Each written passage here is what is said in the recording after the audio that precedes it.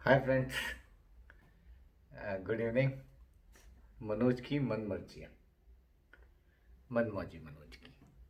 तो एक हास्य क्षणिका प्रस्तुत है।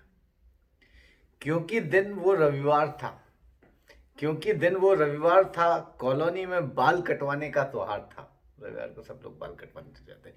क्योंकि दिन वो रविवार था, कॉलोनी में बाल कटवाने का त्योहार था। हमने भी मन बनाया, पहुंचे सलून तो पड़ोसी शुक्ला पहलवान को वहां बैठा पाया। हमने भी मन बनाया तो पड़ोसी शुक्ला पहलवान को वहां बैठा पाया।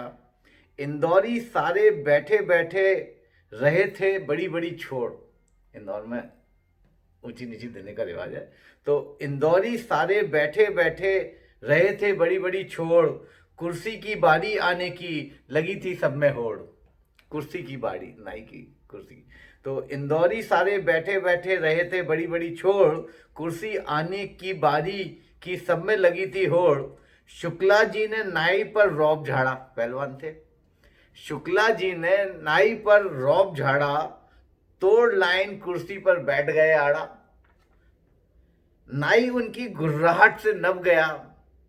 इतने में शुक्ला जी का फोन बज गया और स्पीकर का बटन गलती से दब गया। नाई उनकी गुर्राहट से नब गया, नाई उनकी गुर्राहट से नब गया। इतने में शुक्ला जी का फोन बज गया और गलती से स्पीकर का बटन दब गया। भाभी जी चिल्ला रही थी, चले गए कहां मरने, जैसे वाइफ चिल्लाती हैं। भाभी जी चिल्ला रही थी, चले गए कहां मरने। घर पर मुन्ना का बर्थडे है, लगे तुम कहां घास चरने। भाभी जी चिल्ला रही थी, चले गए कहां मरने। घर पे मुन्ना का बर्थडे है, चले गए कहां घास चरने। लगाकर बैठी हूं मुल्तानी लेप, जल्दी बताओ कब लाओगे तुम मुन्ने का केक। केक मंगाया, अब पता चला कि वो केक लेने निकले हैं। सलून में सन्नाटा सा छा गया। सबको आ रही थी शुक्ला जी पर बड़ी दया। भाभी फिर चिल्लाई, जरा खर्च करो पैसा, यह बताओ केक लाओगे कैसा। शुक्ला जी गिड़गिड़ाए, पहलवान है लेकिन वाइफ के सामने तो शुक्ला जी गिड़गिड़ाए, कैसा रहे पेड़ का जो केक ले आए। सुनते ही भाभी जी गई भड़क। शुक्ला जी गिड़गिड़ाए कि कैसा रहे पेड़ नुमा केक जो ले आए। सुनते ही भाभी जी गई भड़क। चिड़चिड़ाहट छुपा करते हुए, चिड़चिड़ाहट छुपा करते हुए आवाज कड़क बोली, बच्चे से पेड़ कटवाओगे, ऐसे उसे पर्यावरण का पाठ पढ़ाओगे। जाने कहां से ऐसी अकल हो लाए, हरा पेड़ नहीं कटवाते, इस बुद्धू को कैसे समझाए। ये सब सुनाई दे रहा है पूरे उसमें। शुक्ला जी ने बदला पैतरा, बोले भगवान रुको तो जरा, खुश हो जाएगी बुआ और ताऊ, बोलो मुन्ने के फोटो वाला केक जो ले आऊं। आजकल चल रहा है ना फोटो वाला केक, तो शुक्ला जी ने अब नया केक का वो बताया। शुक्ला जी ने बदला पैतरा, बोले भगवान रुको तो जरा, खुश हो जाएगी बुआ और ताऊ, बोलो तो मुन्ने के लिए फोटो वाला केक ले आऊं। भाभी जी की आवाज पहले से भी भाभी जी की आवाज में इस बार पहले से भी ज्यादा दम था। बोली, क्या जिंदगी में पहले ही कोई कम गम था, यह तुम कैसे कर पाओगे, मेरे जीते जी मुन्ने पर चाकू चलवाओगे। सरेआम शुक्ला जी की हो रही थी धुनाई और सारे सलून को दे रहा था ये सब सुनाई।